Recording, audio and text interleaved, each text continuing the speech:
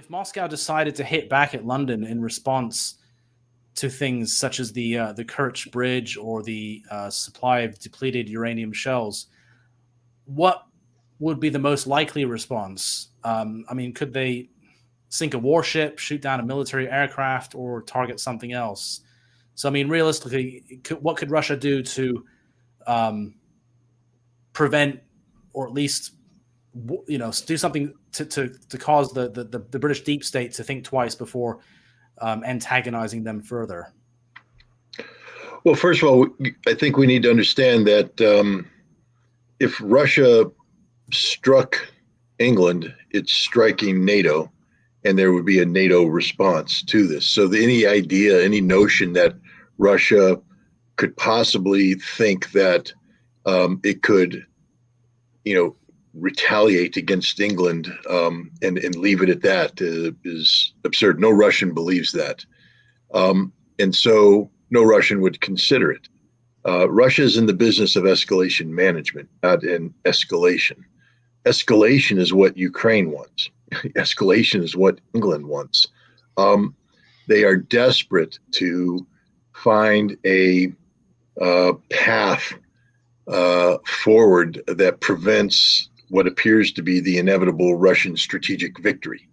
So I don't think Russia is contemplating striking England. If a situation came that Russia was to strike England, that would mean that a general war had broken out, and more than likely the Russian strike would be nuclear in nature, and it would destroy London and all of England.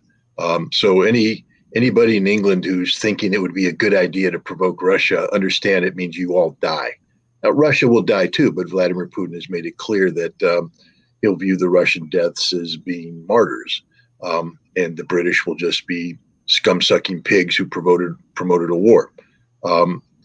So I think people should be grateful that Russia's in the business of escalation management. England's been behaving abysmally, but the best retaliation sometimes is to let England sink its own ship, and that's what's happening right now. I mean, the British economy is a joke. Your infrastructure is crumbling. Your government is pathetic. Your military is shrinking. So you gave Ukraine a handful of Storm Shadow cruise missiles that, maybe 2 times out of 10 hit their intended target. And sometimes when you hit a target, you kill a Russian general. Yay, England's a great country. You haven't stopped the Russian counteroffensive.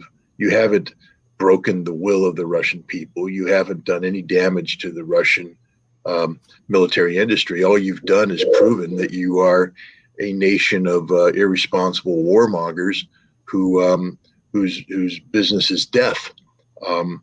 All the British people can pray for is that the Russians continue to be the mature, responsible nation that they are, and continue to focus their efforts on achieving their strategic victory in Ukraine, and then translating that into a new European security framework that will reduce the level of tensions between nations, not increase them.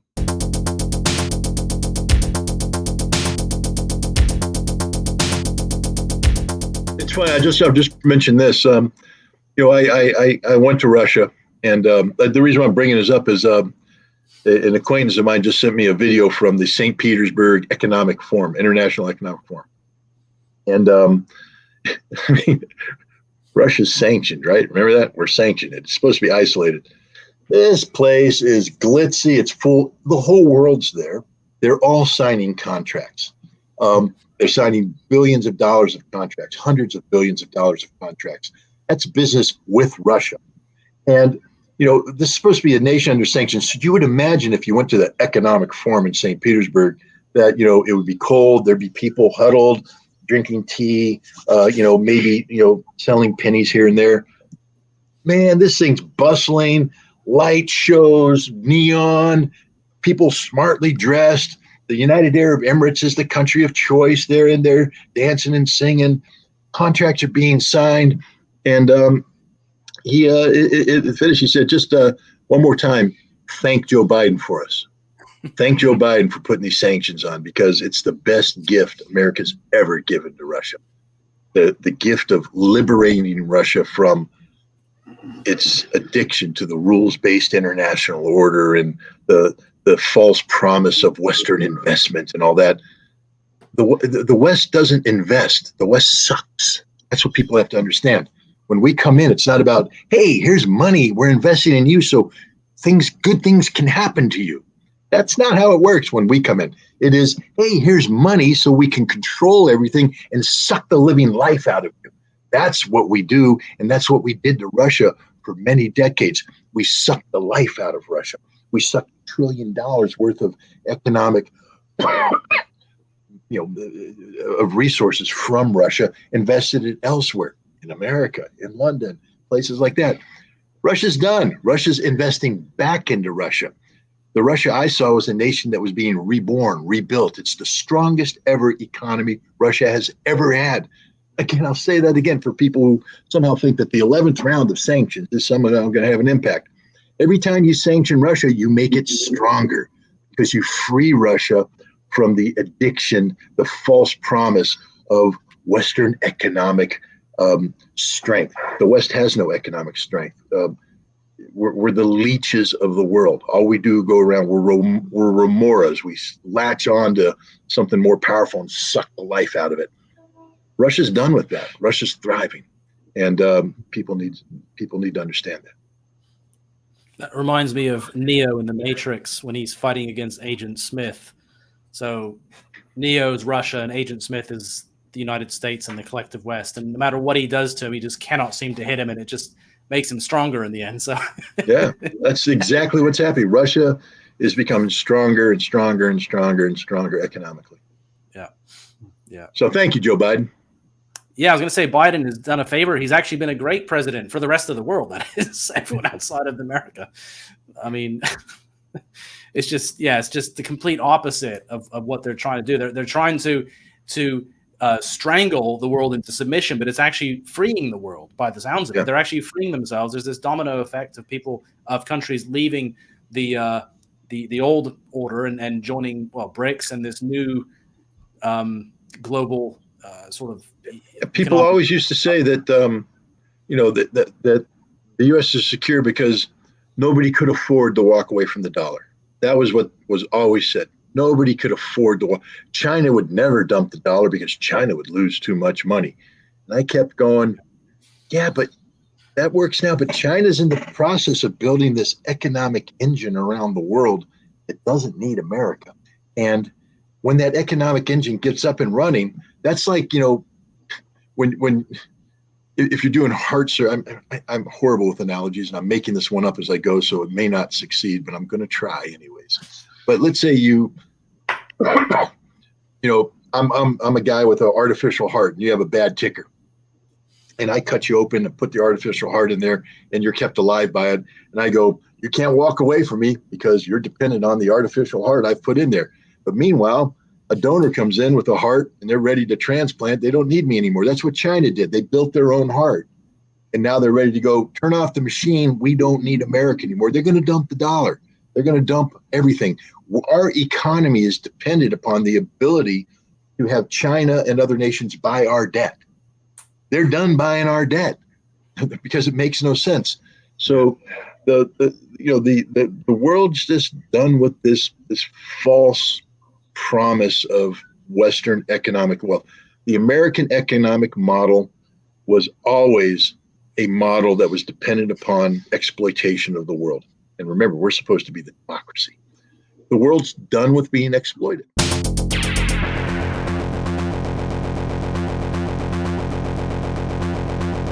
So next question, are we currently closer to nuclear disaster than we were back in the 1980s?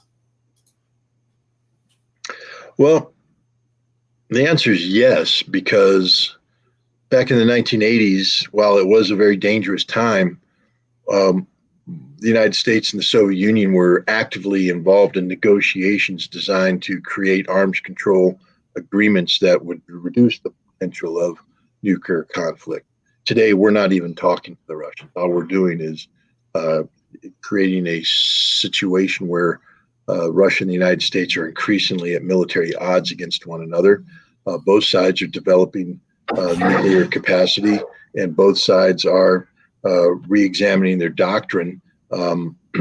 Because remember, a lot of the military doctrine that exists today was born at a time when arms control was a thing, when we were reducing tensions. So now as tensions rise, both sides are examining their respective doctrines, saying these doctrines are out of place with the times that we're in. We need to rethink how we're going to use nuclear weapons, what the trigger will be. And so the moment you have anybody talking about how we can use nuclear weapons, and you don't have discussions about how we don't use nuclear weapons, the trend is going in the wrong direction. This is very dangerous. The last remaining arms control treaty between Russia and the United States is the New START treaty. It expires in 2026, and right now neither side is implementing it. We've both frozen it or walked away from it. We're not doing it because the United States has declared that its strategic objectives is the strategic defeat of Russia. And Russia says, so long as that's your objective, there can be no arms control, because we're not going to allow our nuclear deterrent, which is designed to prevent the strategic defeat of Russia.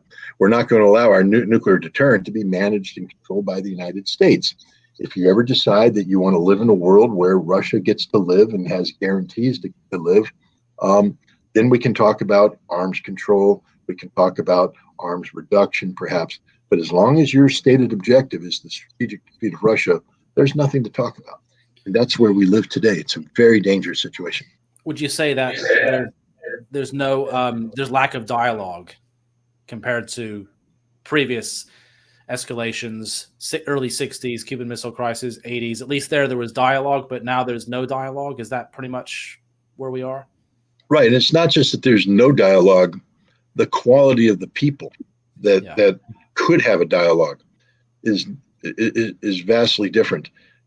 In the 1960s, thank God we had a John F. Kennedy. I'm not saying he's the perfect president. I'm just saying that at the time, John F. Kennedy pushed back against people who were advocating for nuclear conflict with the Soviet Union over the Cuban Missile Crisis, and he saved the world in the process. Throughout the 60s, the 70s, the 80s, we had Cold Warriors, hardliners against Russia, but people who said, we don't want to die in a nuclear holocaust, so we're going to work with the Soviets to come up with arms control agreements designed to prevent nuclear conflict. We don't have anybody like that today. Nobody. We've allowed this skill set to die off, and we haven't done anything to build it back up. And so even if people said they want to talk, we have amateurs out there. We have dingbats. We have morons. We have, these are horrible words. My wife's going to get mad at me, but we don't have quality people out there right now ready to engage in these talks. The last person of any note, Wendy Sherman, and again, she wasn't the strongest negotiator we ever had, but at least she tried. She just resigned as the Deputy Secretary of State. She's probably going to be replaced by Victoria Nuland, who is evil incarnate.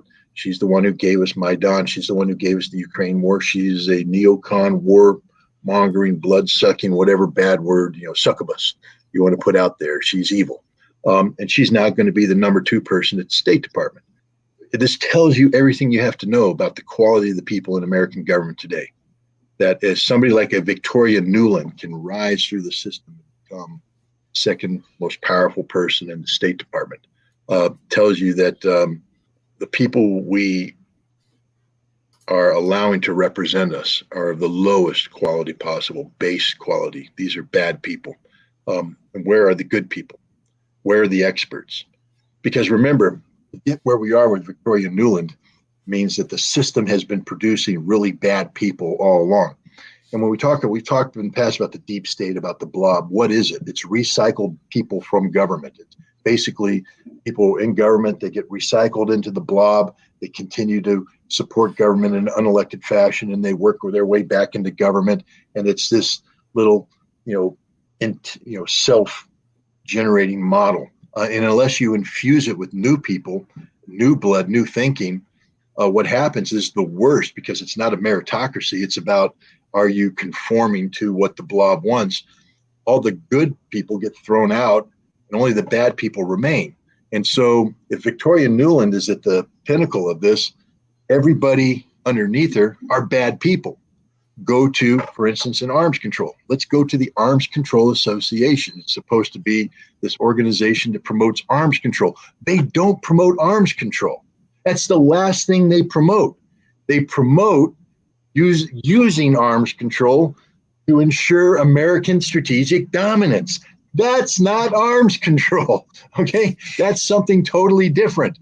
And so we have an entire system of people that are supposed to be talking about disarming, but they can't. They don't speak the language. They don't think that way because they come from multi-decades worth of a system that only allows people who think like Victoria Nuland to succeed. People who think like Scott Ritter are cast aside because there's no mentor. When I came into the system in the 1980s, I had really good people above me who went, "Hey, we think this guy's thinking okay. Bring him up.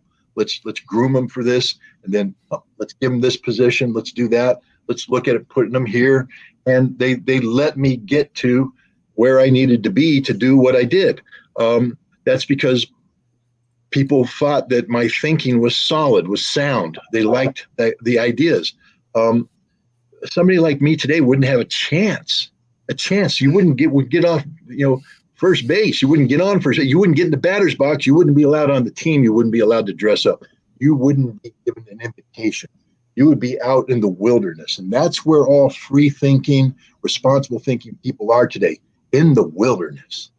And so even if the situation changes and we get a president says, "Yeah, I'm ready to talk," he needs to understand that everybody in the system's broken. Everybody in the system's corrupt. And if you're going to talk with the Russians, you basically have to fire these people and bring in new people, because the people you have right now, they're all little mini Victoria Nulands. Because, and it's the same analogy I use for cops. I say all cops are corrupt. Scott, that's not true. It's absolutely a 100% true statement. All cops are corrupt. That doesn't mean that all cops have committed crimes and all that. But if you're a cop, isn't your job to enforce the law? So what happens if you see another cop beating up a prisoner and you don't say anything? You're a bad cop. You're a piece of manure. You're scum. You shouldn't have a badge. You shouldn't have a uniform. Boom. All cops are corrupt because all cops have seen abuses and have said nothing because the blue protects the blue. That's not how it works, guys. The blue protects the American people. And it's the same thing when you're in the system, doing national security work. If your job is to please Victoria Nuland to get a promotion, you ain't doing your job.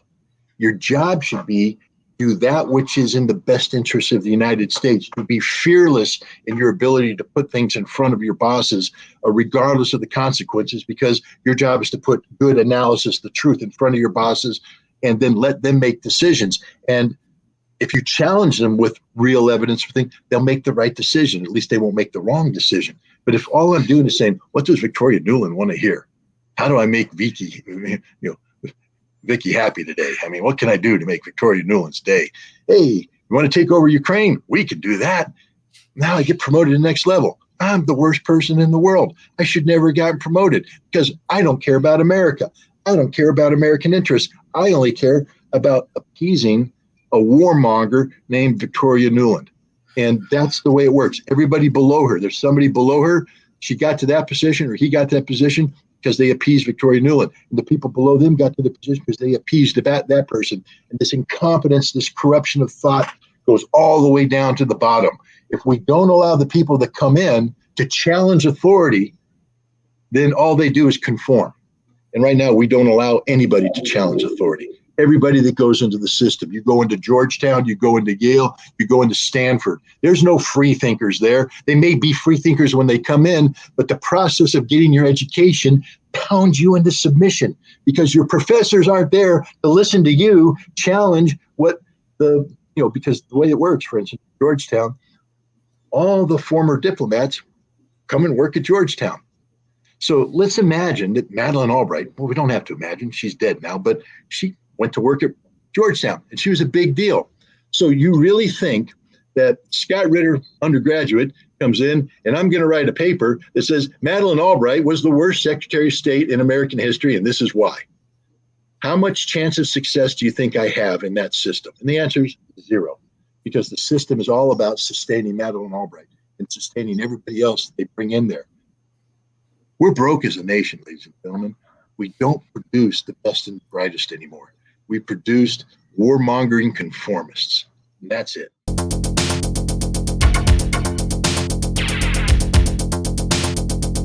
When do you think we'll see actual US and NATO boots on the ground in Ukraine fighting directly against Russian soldiers, if ever? Never. Won't happen. Because NATO and the United States doesn't have the military capability to put boots on the ground. General Cavoli, Christopher Cavoli, the Supreme Allied Commander of U.S. forces in Europe, spoke at a military forum in Sweden in January. And he said that the scope and scale of the violence taking place in Ukraine was beyond the imagination of NATO. Now, let's just focus on that for a second. If it's beyond the imagination of NATO, that means that NATO didn't imagine it. Therefore, they didn't prepare for it. They're not trained for it. They're not equipped for it. They don't have the logistics sustainability. They don't have the tactics, the operations. They have nothing for it. They can't do it. That's a statement of fact. NATO today cannot fight that war. Can't do it. I would challenge the Germans to generate a brigade as capable of any of the 12 brigades that they just built for Ukraine that are being sacrificed in this current counteroffensive. I would challenge the French to put a brigade in the field that was as capable of any of these Ukrainian brigades. I would challenge the British to put a brigade in the field, and I'm not even going to say as capable. I just want to challenge the British to put a brigade in the field. With your 72,000 strong military, put a brigade in the field, England. Put one in the field that can actually move 10 miles. Fight for a day, anything like you can't. NATO can't do it. The United States can put a couple brigades in the field, but as we've seen with this kind of violence, a couple brigades die very fast, and if you don't have something to replace it, you have nothing. What does the United States and NATO have to put into Ukraine? And the answer is nothing. Nothing that can fight, nothing that can be sustained. We haven't imagined this kind of war. Now, in the future, could we do that? Yes, at great expense. At great expense. But we're not there right now. Yeah, well, the West and the U.S. is a maritime power, and they're taking on Russia, which is a land power, on land, on their front doorstep. So it's just like it would be like Russia trying to take on NATO and America at sea. It just wouldn't be a contest. I mean, it wouldn't. But I mean, again, as a former Marine, I have to tell you, there was a time when I was in the 7th Marine Amphibious Brigade, we'd go up against any brigade in the world, we'd crush them. We're better. We're the best in the world. Best trained combat forces the world's ever seen. We hook and jab with anybody. This isn't just bragging. We do it, but we can't do that anymore because I know what it took to make the 7th Marine Amphibious Brigade. I know what it took because I was part of it. I was part of the training that happened 24/7, live fire training, maneuver training, the whole thing. We don't train like that anymore. It's not that America's a maritime power. We used to be a ground power, the best in the world, and we call ourselves an air power. That's our other strength, expeditionary air. In fact, we're running an exercise right now in Germany called Air Defender. It's a joke. It's a literal joke. I mean, there's just certain things about Air Defender that people need to focus on, such as, let's just ask the basic question, how long did it take to accumulate the fuel supplies necessary to sustain this exercise? That's a valid question because you're basically increasing operational tempo. So you have to bring in fuel to manage that. How long did it take to plan for that? The reason why I bring that up is if you go to war, you understand that operational tempo is going to be magnified by 10. Where's the fuel going to come from? And if you don't have the fuel, don't talk about going to war. Where are the bombs going to come from? How many bombs do we have for these aircraft? The answer is not enough. And if we go to war, we'll run out of bombs very quickly. How about air-to-air missiles? How many do we have that are ready to work right now? And what happens a week later when we fired them all, we don't have any more? It's a joke. NATO is basically this.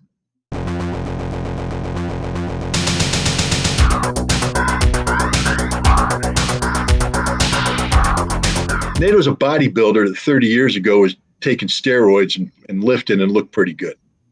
All right. But then after the contest ended, NATO sat down on the couch and started eating potato chips.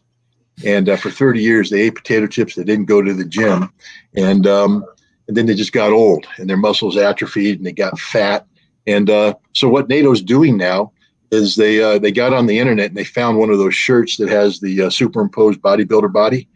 And they bought that T-shirt and they put it on. They said, "Look, I'm in great shape." No, you're not. You're an atrophied, fat old man wearing a shirt that makes you look like Jason Momoa.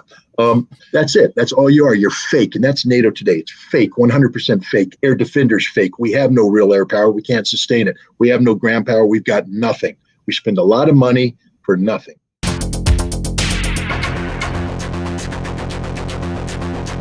What will it take for the collective West to finally give up this fight and accept that, well, defeat? Well, I mean, we're starting to see it right now. Nations are starting to say we don't have anything left to give. I mean, what the Russians have done is created a system designed to consume NATO, and consume Ukrainians. And, there's 10-to-1, 15-to-1, some cases 20-to-1 casualty ratios taking place on the ground right now.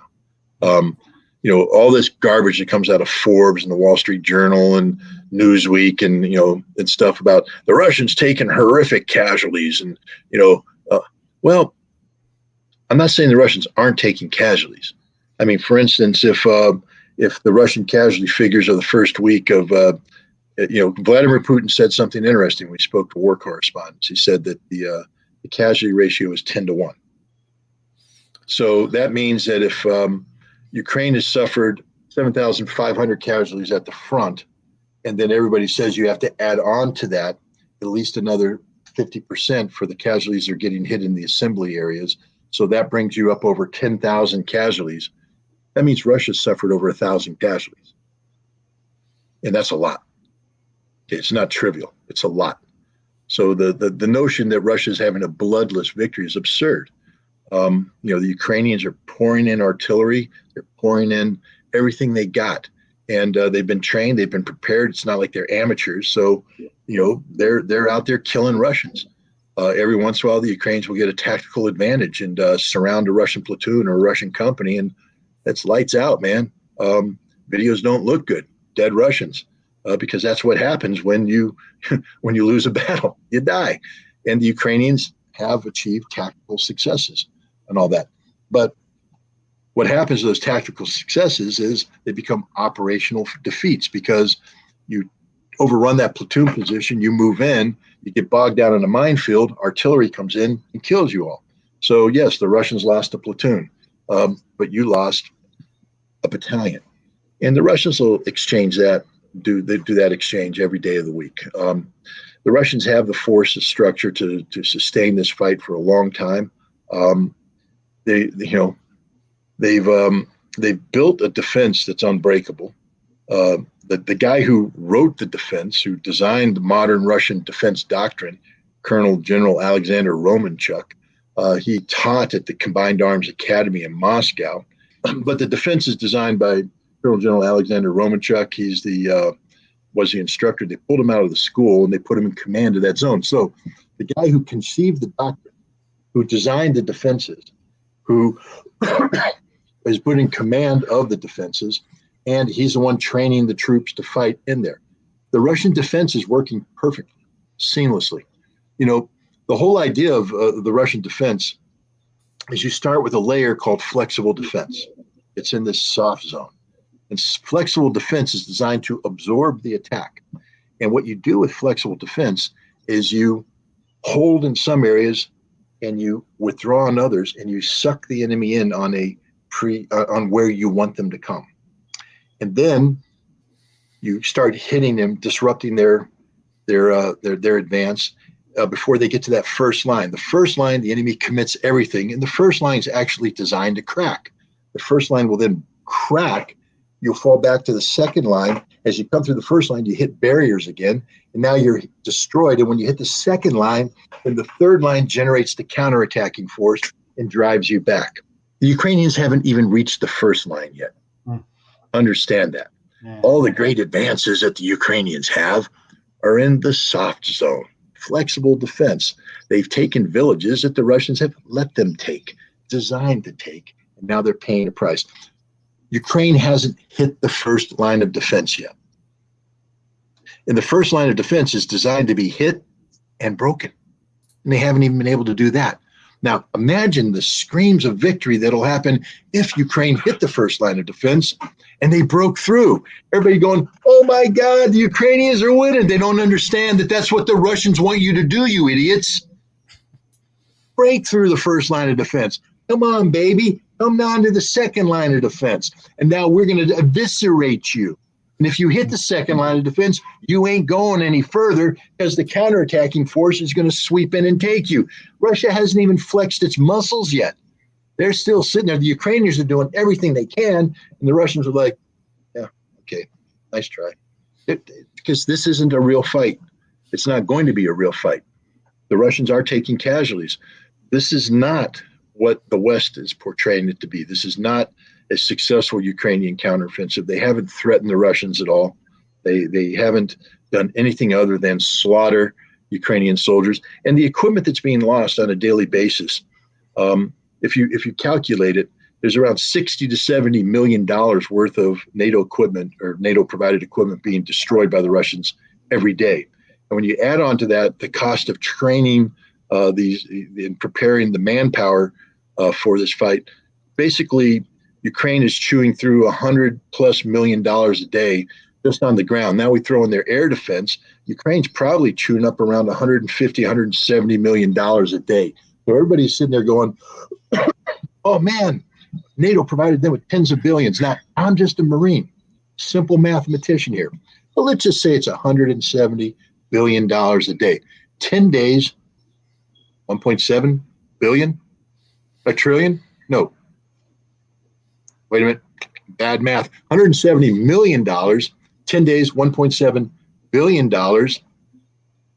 and suddenly we're talking real money here. And it doesn't take long, a month, before you realize they just ate up everything the West gave them in 1 month of fighting. We're halfway through June. By the end of July, everything NATO gave them will be gone, all the money. And that's the problem. NATO can't afford to continue to do this. There's nothing left to give. You have, and look what they're giving. I mean, again, I'd hate to be the Ukrainians. The Swiss, we're going to give, we're going to sell back to the Germans 60 Leopard tanks. Well, wait a minute. Are these the brand new, really good Leopard tanks? No. These are the Leopard tanks that are broken and they don't work anymore. They've been decommissioned. Fact is, we've been cannibalizing for parts for our other tanks. The engines won't start. They're really junk, but we're going to sell them to the Germans, and then the Germans are going to sign a contract with Rheinmetall and others, and they're going to refurbish them. But are they going to be refurbished to really good stuff? No, these are like used car salesmen. These guys, their job isn't to get the tank to be really good. It's to get the tank to start, turn over, hit the engine. Oh, she's purring like a baby, isn't it? No, it's a lemon. And so they're going to hand these tanks over to the Ukrainians who are going to get in them, and they're going to drive, and it's going to break.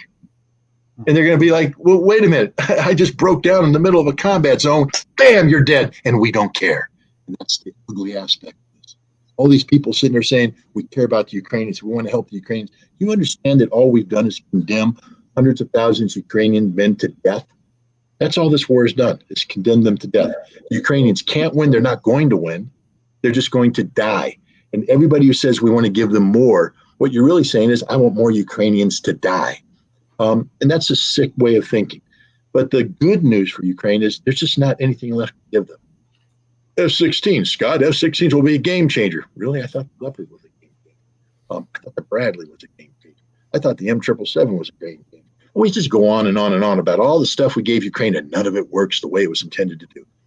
Give them F-16s, F-16 won't work. It's a piece of junk. It'll get shot down. It'll never land properly. Can't. So there's nothing we can do for the Ukrainians, and that's the fact. There's nothing we can do for Ukraine, and NATO's going to have to come up to that realization in Vilnius, and they will come up to that realization. At that point in time, they're going to need to find an off-ramp. The sad thing is, whatever off-ramp they choose is going to be worse than the peace deal that Russia offered them back in April when Boris Johnson flew to Kiev and convinced Zelensky not to sign that peace deal.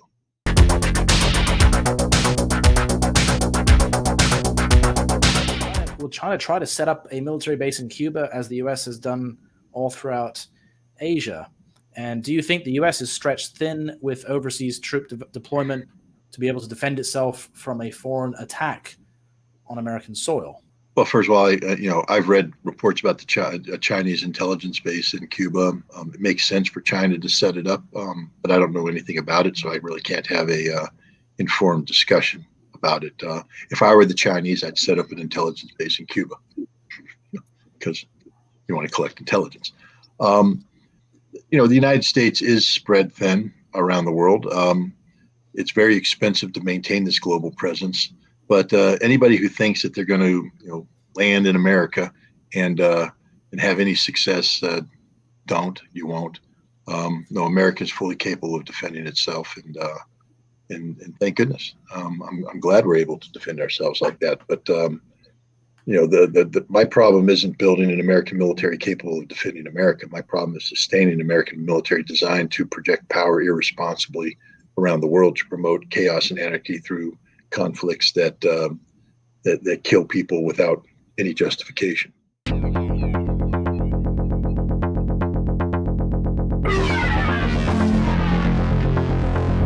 Is the Ukrainian army the best army in NATO? Now, I know Ukraine is not technically part of NATO, but they are. I always say they're a de facto member of NATO, really. But are they? Would you say that their army is the best? I mean, certainly the most experienced. So would you say that is the best NATO has? Let me put it this way. If Ukraine took the 12 brigades that NATO trained and pivoted west and marched on Poland, they would defeat the Polish army. And if they continued and they fought the Germans, they would defeat the German army. The Ukrainian army is better than any military force NATO has except the United States. Even the British, I'm sorry. The quality of your troops just isn't that good anymore, and your sustainability as a combat force is non-existent. And the Ukrainians would swamp you. It would be that scene out of Game of Thrones when the Lannisters are lining up and the Dothraki come in. That's what it would be like. So, the Ukrainian military is a very large, very capable military. That's why the Russians are having such a difficult time. It's a good military. These are hard fighting guys, but yeah, it's better than anything NATO has except maybe the United States. Well, certainly more experienced. I mean, they've got the most combat experience than anyone really at the moment. Right, but there's a difference. I mean, I'll never belittle combat experience, first of all, but there's good combat experience and there's bad combat experience. And what I'll say is this: the reason why Ukraine will defeat every military in NATO except the American military is because nobody knows how to do combined arms warfare in a maneuver environment anymore. Nobody knows how to do that. The Ukrainians have some real-time experience on fighting war, but if they go up against an opponent like the American military that does know how to fight combined arms war and do maneuver warfare, the Ukrainian military will be destroyed, picked apart. I think what we're going to find out is, again, we go back to Colonel General Alexander Romanchuk, and we talk about, his defense doctrine. But, the entire premise of the Russian way of doing war is to absorb an attack and then counterattack. And so a key aspect of this defense doctrine is the counterattack. And the counterattack is based upon in-depth fires, maneuvers in depth, deep penetration, things of that nature. So when the time comes for Russia to counterattack, I believe the Russian army is capable of doing large-scale combined arms operations in a maneuver environment, and they will swamp the Ukrainians because they're better and there's more of them. The United States right now, has a capable military force, but there's just not enough of them. It's, there's not enough. What we have a handful of brigades in Europe right now. That's it. We just trained up 12 brigades to go launch a counterattack. We don't have 12 brigades of American forces in Europe. We got 1 or 2 heavy brigades. We got a couple light brigades, but that's it. And again, going back to Kowoli, we haven't imagined the violence that's taking place. Is America ready? Is any NATO country ready to absorb 3,000-4,000 dead a day? Because that's what we're talking about. Okay? If you want to go fight the Russians, it's 3,000 or 4,000 dead a day, minimum. Are you ready for that? Nobody's ready for that. They haven't imagined it. Would I be right in saying if the US were to fully commit, they would have to send 300,000-400,000 infantry to Ukraine to take on the Russians? Would that make it quite an even fight if they were to do that? They would need 300,000-400,000 American quality troops. Yeah. Would they be able to march on Moscow with that? No, because they'd be destroyed. So they would need probably 1 million troops to be able to maybe march. To march on Moscow, you'd need 5 million. Yeah. Yeah.